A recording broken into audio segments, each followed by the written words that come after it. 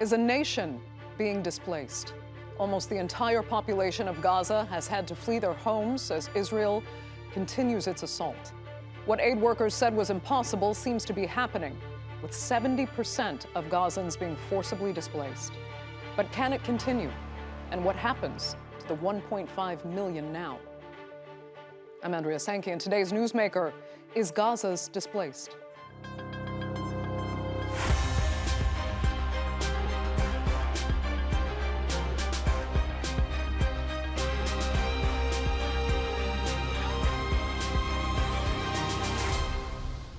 In scenes reminiscent of the Rohingya in Myanmar and even Rwanda, over 1 million Gazans are fleeing their homes in search of safety.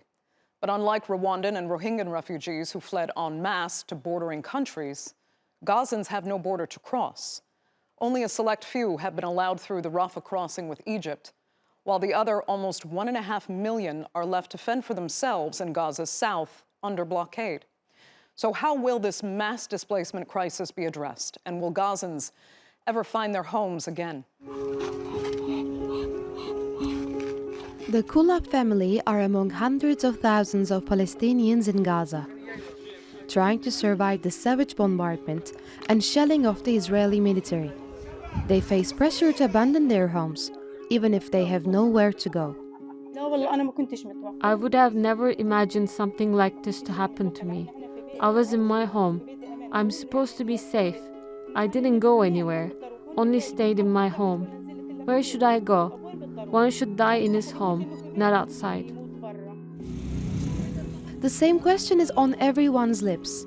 With the attacks showing no sign of waning, more and more civilians are being convinced to leave.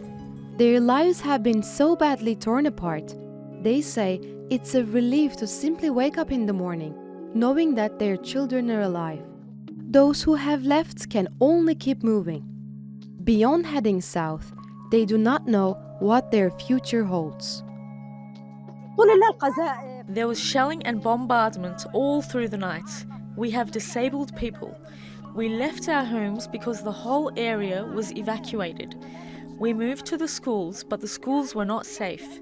We didn't have food or drinking water. They struck the bakeries. There is no life in Gaza. Today recalls memories of long ago, a similar mass displacement in this traumatized territory. Back in 1948, during the Nakba, at least 750,000 Palestinians were displaced. Al-Nakba means the catastrophe, and every year on May 15, Palestinians around the world remember those dark days. They consider it the original ethnic cleansing of Palestine. According to the United Nations Office for the Coordination of Humanitarian Affairs, over 1.5 million people have been displaced across the Gaza Strip since October 7. More than 10,000 Palestinians in Gaza have been killed so far. We call for an immediate stop to the Israeli aggression on the Gaza Strip and the West Bank, and we demand immediately allowing of humanitarian and medical aid into the Strip, especially fuel, to operate generators in the hospital, and this should be urgently done. Internationally, some voices are calling for the carnage to stop, but it is not enough. When one looks at the number of civilians that were killed with the military operations, there is something that is clearly wrong. It's essential that the laws of war are respected. As the war enters its second month, unaddressed concerns and unanswered questions on the fate of civilians in Gaza continue to pile up. So what will happen to the hundreds of thousands of Palestinians who've had to leave or lost their homes? Will there be any recourse to ensure they have somewhere to return to? Well, joining me now to discuss that and more are from London, Yasmine Ahmed. She is the UK Director of Human Rights Watch. And from Seattle, we have Ramzy Baroud, author and editor of Palestine Chronicle. Thanks both so much for being with me. Yasmine, you know, aid workers had said from the beginning that transferring basically half of Gaza's population to the south of the country could not be done. Logistically, it wasn't even possible. And it's also considered a war crime. But is that exactly what's happening now? Well, we're very concerned that in Gaza there is nowhere safe for people to go. We have seen that in situations where there have been sort of zones where people have been told to go from the north to the south, that in fact those particular zones have been subject to attack. We also know that in the south of Gaza, there have been ongoing attacks as well. We know, for example, in the context of the Al-Shifa hospital, that the Israeli government has warned that everyone should evacuate that hospital. And it should first be noted that hospitals are protected under international humanitarian law, and they should be protected. If there are any evacuation orders, they should be done in a way that obviously allow people to appropriately and effectively evacuate. In Al-Shifa, there is currently no way for people to leave. And obviously, if people remain, they retain their civilian protection and the laws of war continue to apply. So we're very concerned that the Israeli government are asking people to leave, to move, and yet there is nowhere safe to go, that there are people who will just not be able to leave by virtue of being disabled, by virtue of being elderly, so on and so forth. So Ramzy, do you think, in a sense, the impossible has happened in this massive displacement? And is it as bad as the Nakba that Palestinians know so well? Well, the Nakba, it is a Nakba in the sense, of course, that hundreds of thousands are being forcibly removed from their homes. But the Nakba had a different political context, and that is the ethnic cleansing of historic Palestine in order for Israel to be established on the ruins of these Palestinian villages and homes and towns. In this case, Palestinians are not going to go anywhere outside of Gaza. They made it very clear. And other Arab countries also made it very clear that they would not allow for that second Nakba from a political context to take place. But what is happening is that you have this shift in population where nearly half of the Gaza Strip, which is 2.3 million people, are being just moved around. I think about 1.5 million people now moved from the north to the center, even some people from the south to the center. You are talking about schools that are designed for a few hundred students in normal times. Now they are the homes of tens of thousands of people who are pretty much lacking everything. And we know that various international organizations have kind of pulled out in the sense that they are not responsible for the welfare of these people in these schools and these kind of makeshift UN shelters. So it is a Nakba in terms of the depth of the humanitarian tragedy, and it doesn't seem to be coming to an end anytime soon. And we talk about international law, but it doesn't seem like anybody is really keen on implementing it. I mean, Guterres of the United Nations made it very clear when he said, we simply cannot prevent a genocide in Gaza. I mean, it doesn't get any clearer than that the UN is incapable of doing so. Yeah, and as for the international community, Yasmine, I want to get your opinion on these now proposed daily 4-hour humanitarian pauses. I mean, is that any concession to the human rights abuses that are happening here? Well, I think it's important to say that Human Rights Watch has found that the siege, the absolute blockade, other than a trickle of aid, is in and of itself a war crime. Israel is an occupying power and has responsibilities to those within Gaza, but separate to that, blocking everything, food, aid, food, water, fuel, electricity from people is in fact a war crime. So we're very concerned from a human rights perspective about these acts, and obviously from an international criminal law perspective. So I think certainly what we are saying at Human Rights Watch is that it is absolutely essential that humanitarian provision is allowed into Gaza. And we're obviously seeing the dire impact of that now on people. People are in hospitals, unable to be treated effectively. There's no anaesthetic for some patients. People haven't got the right medicines. We see concerns about waterborne diseases. There is not enough food. I mean, it really is a humanitarian catastrophe, and it is absolutely essential that humanitarian supplies are allowed into an area which is being absolutely blockaded, other than a trickle of aid by Israel. Okay.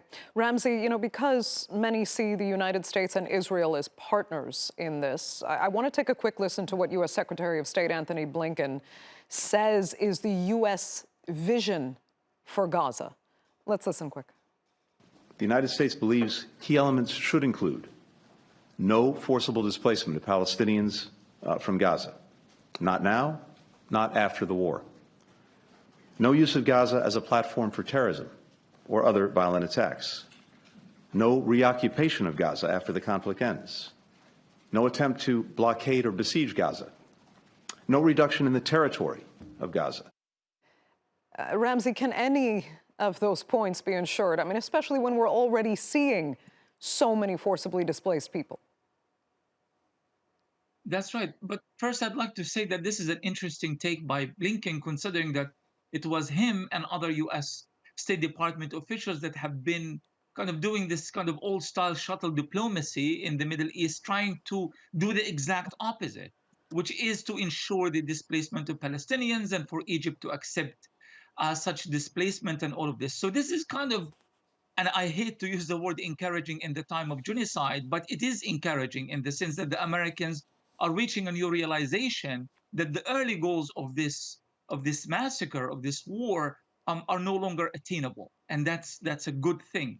On the other hand, let's remember that Gaza was already under siege prior to all of this. It has been under siege since 2006, 2007. In fact, it was this very siege that led to the October 7 events, that led to what is happening right now. So we can't also go to the old status quo. So if the Americans are truly serious about all of this, they have to understand that they can't impose any political solution or any administration on the Palestinians in Gaza or anywhere else for that matter without the permission of the Palestinian collective. And if they are indeed serious about bringing this to an end, they have so much leverage over Israel in terms of money, in terms of weapons, in terms of political clout, that they can actually bring this to an end much sooner than the Israelis want. Yasmine, let me ask you, from your experience having witnessed other displacement crises, refugee crises, from what you're seeing in Gaza, will these displaced Gazans actually have something to go back to? What will they have to start from should this fighting end, and should they be allowed to return? It is really concerning that what is this going to look like for Gazans who are, once the current hostilities cease, what is this going to look like? And I think the international community rightly needs to now really start thinking about reconstruction of Gaza, because I mean it was telling that the UN had said by 2020 that Gaza would likely be in a dire state. And I think what they said was uninhabitable or very difficult to live in. We're now in 2023 and Gaza has now suffered an unprecedented attack in terms of on its civilian architecture, on its civilian infrastructure. So it's going to require a concerted effort by the international community, and obviously with the cooperation of Israel that continues to occupy Gaza, to ensure that there is something for these people to go back to: homes, schools, hospitals, and everything that is a basic necessity to live. Ramzy, I described it once before as this kind of absurd cycle, because yes, this attack is far more severe than attacks before, but we've seen this. We've seen the buildings bombed, we've seen the infrastructure destroyed, and then the reconstruction starts again.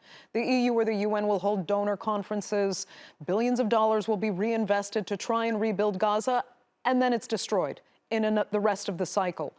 What is the point if this is how it's not sustainable, to say the least, to keep bombing and rebuilding and bombing and rebuilding? It's the very definition of insanity. I mean, keep making the same mistakes over and over again, expecting different results and expecting that Palestinians are going to put up with this. But of course, they never do. In fact, all of this, again, is an outcome of this vicious cycle that you have just described.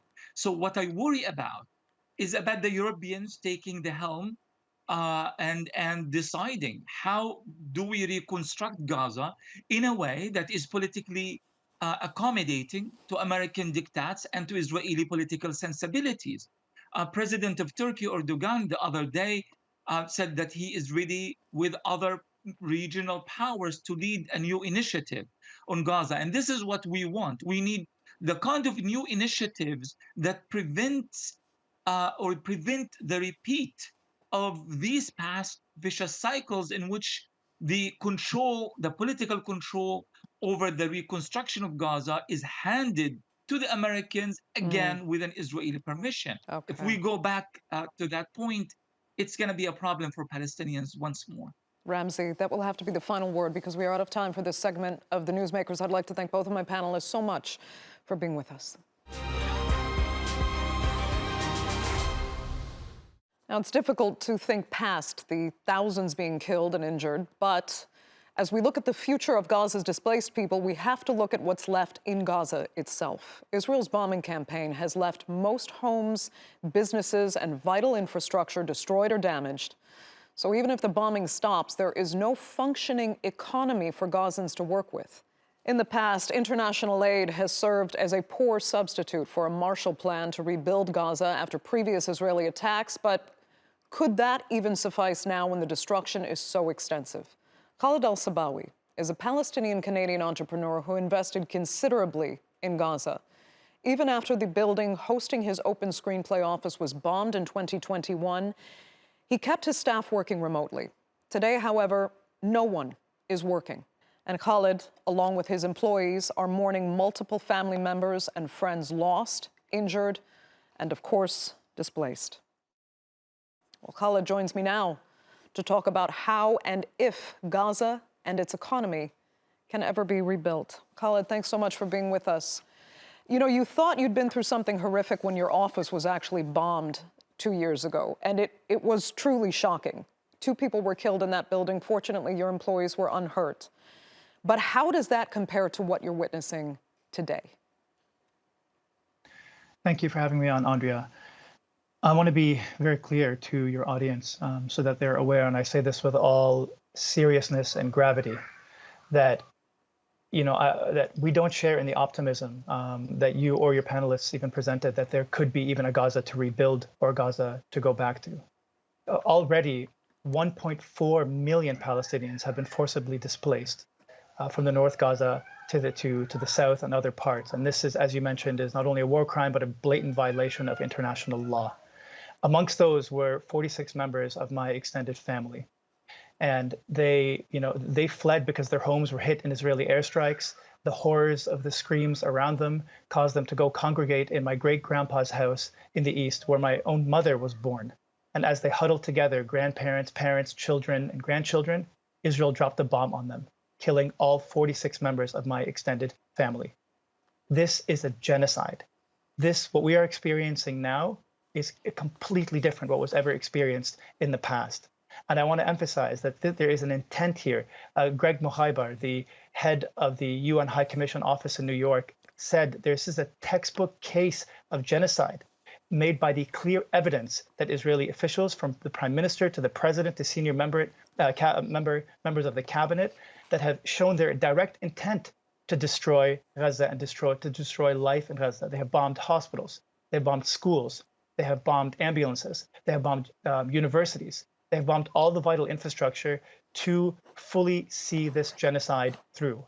So, it is hard for us to even, think about what kind of Gaza to rebuild, because right now the priority, I think, for everybody and for the whole world is to call for a ceasefire and stop the Israelis from this continued genocidal campaign. It's particularly heartbreaking to hear this from you, Khaled, because you have always been one of the most optimistic people I've ever spoken to about the potential of Gaza and the West Bank, for that matter. You constantly believed that if you gave the youth, especially in Gaza, a chance that somehow, collectively, everyone working together would be able to prove that Palestine could do it. Palestine could form, if not an independent state, they could become part of the broader regional economy and move toward a more independent kind of business economy, work workspace, if I can put it like that. It's hard to describe because it's difficult to envision what could ever be possible in the future now. But still, like I said before, we have this absurd cycle of constantly rebuilding. I know you don't see the potential for that now, but others do. And it might be still in violation of human rights law, but something might be rebuilt. And I mean, would people even want to come back to that and try to work again, rebuild the economy? And what economy would they ever rebuild? You've always said this is another part of the occupation, is to have to succumb to the Israeli economy by using the shekel. That's the foundation of the Palestinians' occupied economy. I mean, what would even be the opportunities? Because, as you know, there is a chance that the building will restart even relatively soon, and some will come back to work. I will say that, look, while we invested in Gaza and the West Bank, and we employed, over 100 Palestinians across both areas, we did this so we can give people hope, so that they don't fall into despair. And so they can participate in being part of the world, in spite of the fact that they are in, what is referred to in Gaza as a concentration camp by Israeli scholars and even Holocaust survivors. We did this so long as we simultaneously worked towards advocating for the human rights of Palestinians in the Western world, to try to convince the Western world that Palestinians are in fact human beings, which is a tragedy in itself. But in order to create a sustainable future for them, and to dismantle the system of apartheid that continues to violently oppress the Palestinians. So the question is, if anything is going to be rebuilt, under what context is it going to rebuild? There is this, illusion in the world that there is such a thing as an independent Palestinian economy. That was never the case. If you look at the facts, you realize that 80% of imports into the Palestinian territories come from Israel. 90% of the exports go to Israel. As you mentioned, the primary currency is the Israeli shekel. Israel controls borders, airspace, water space. The identification documents for all Palestinians are issued by the Israeli government. Israel has what is referred to as effective control over the lives of every single Palestinian. And as we can see, Israel can completely stop all aspects of life. This kind of context, which has been referred to by Human Rights Watch, Amnesty International, and 17 human rights organizations in Israel, is a system of apartheid. And this context has to change. Otherwise, anything you do is not sustainable. Look, I have witnessed international organizations, aid organizations, NGOs, and foreign governments come in and try to manage what we call the symptoms of the disease of Israel's apartheid system. That will never work. That just creates a situation on the ground where Israel can continue to colonize the West Bank, as it has been doing rapidly, and continue to expand its borders and essentially destroy the lives of Palestinians. Look, one of my companies and one of my projects in the West Bank focuses on expanding property rights for Palestinians. We acquire land in the West Bank that doesn't have title deed, and we go through a very difficult process of creating title deeds to enable Palestinians to be able to own affordable land. Our projects have been attacked over 74 times by Israeli settlers. They have attacked my employees, they put my customers in the hospital, they've launched campaigns to try to stop our work from happening. This is what it is like to live under apartheid. This is what it is to live like under a military Israeli dictatorship. Right. And even though we are, sorry, go ahead. No, we're so unfortunately running out of time, Khaled. And just quickly on Gaza, though, because this is such an important point you made earlier. Another reason you wanted to invest specifically in Gaza was to not just give young people hope so that they can form their own future. You did not want them to become vulnerable recruits, even for groups like Hamas. So has this Israeli action been a win for Hamas in a perverse way and others like it? Yeah, well, anybody that has any, basic understanding of the human experience will tell you that if you indiscriminately bomb a civilian population and you kill over 10,000 civilians, 4,000 of which are children, you are going to send people into a miserable despair. And psychologically, when any human is in that level of despair, they become easy recruits for any form of violent resistance. So for every, let's say, Hamas fighter Israel has killed, they've probably created a potential 100 in doing this. There is no logic in Israel's operation. And just it's important to mention that Israel has not achieved one of its military targets, even though it has killed 10,000 Palestinians. This is clearly a bloodthirsty revenge that is being sanctioned by the Western world. It is shocking to us that live in Canada when we see our own prime minister be complicit in this genocide and these war crimes. We are asking ourselves, are they not aware that the Israeli government in its current regime is a fascist extremist government that has shown that it just intends to wipe out Palestinians? They don't care about the military targets. You know, there's the Israeli military spokesperson literally said, our goal is not accuracy, it is destruction. Khaled, so unfortunately, we're going to have to leave it there. I'd really like to thank you so much for being with us and sharing your perspective on the newsmakers. It's greatly appreciated. And I'd like to thank our viewers for joining us as well. Remember, you can follow us on X and do be sure to subscribe to our YouTube channel. I'm Andrea Sankey. We'll see you next time.